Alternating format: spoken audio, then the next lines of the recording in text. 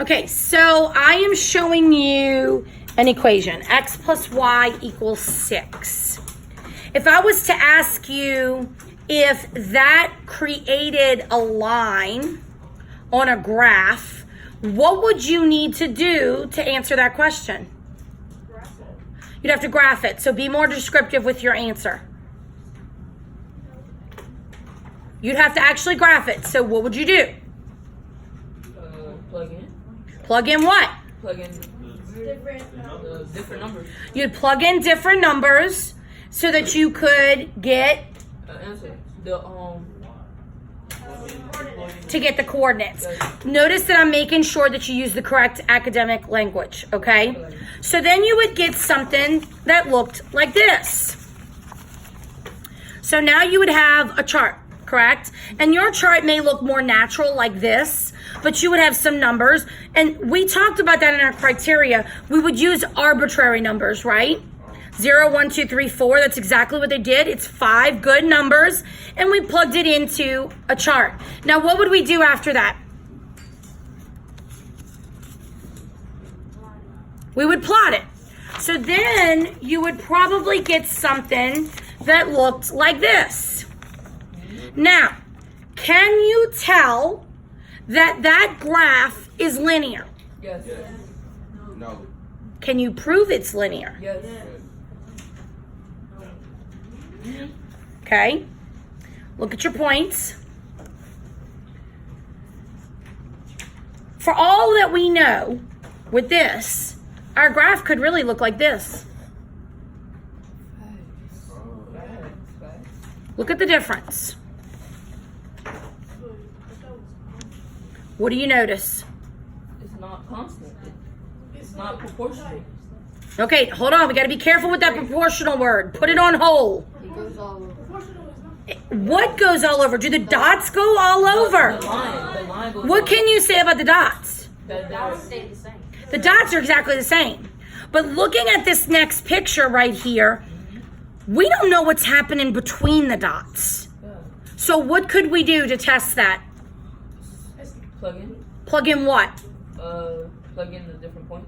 Different points that maybe happen between the dots. So maybe your graph might look something like this now, your table. So here are our original 5 points, right? Now what do? We plug in. In the middle. So what is that thing called? Give me a better word for that. A fraction, thank you. So we could use fractional parts in here to get fractional amounts so that maybe then our graph would look a little bit more like this. Can you prove it's linear? Yes. By what those is graphed at? Yes. What do you mean? Madeline's like, Because it could still be volatile. Yeah, it goes. Couldn't it be curved way up here? Yeah. What about way down here? Yes. So what could you do to verify that? Continue. Add more numbers. What kind of numbers? Bigger numbers. Bigger numbers? Smaller. Have a little look at where we're going. Oh. Negative numbers. So then your table might look a little bit like this instead. So you've got whole numbers, positive, fractional pieces, negatives, and they even went bigger, like you suggested, to get way over here. Does that mean you're going to plug in that many points every time you do a graph? No.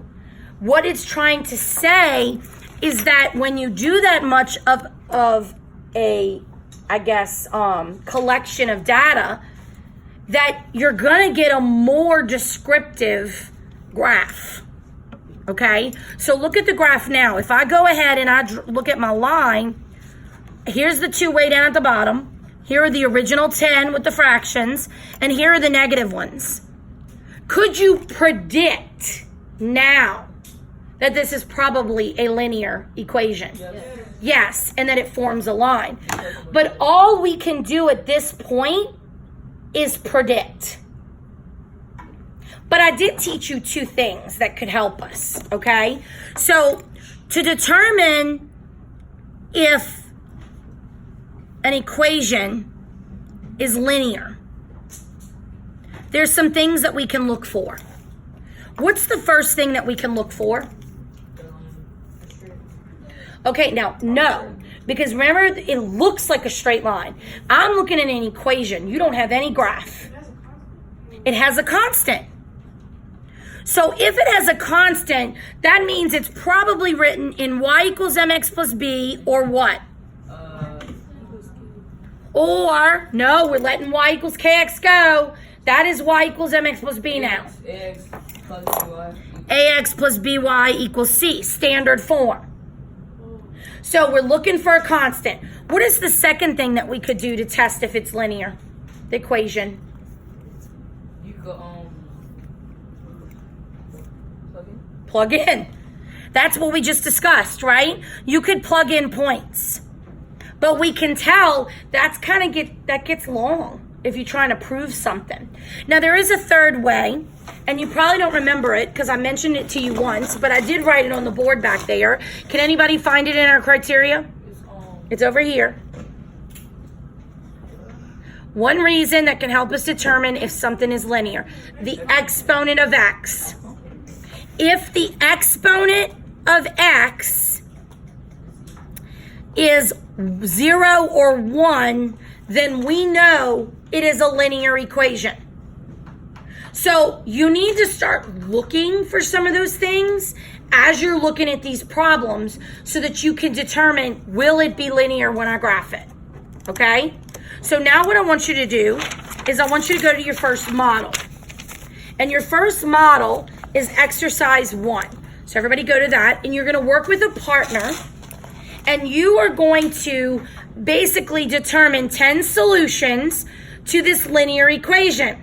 Now they told me it was linear. So what does that mean? Let's check what we know. Is this in standard or y equals mx plus b? Standard. Y'all can't just shout out answers. You have to think about what makes it what. Standard form is up there on that anchor chart. Standard form is up there on this thing. We learned it all last Friday. Remember, we have 2 ways to write equations when we read a word problem. Y equals mx plus b when we hear the constant in the word problem, and standard when we hear 2 things. Okay? So they already gave it to us. So if we look at our criteria, it says on number 4, we're going to plug in arbitrary points.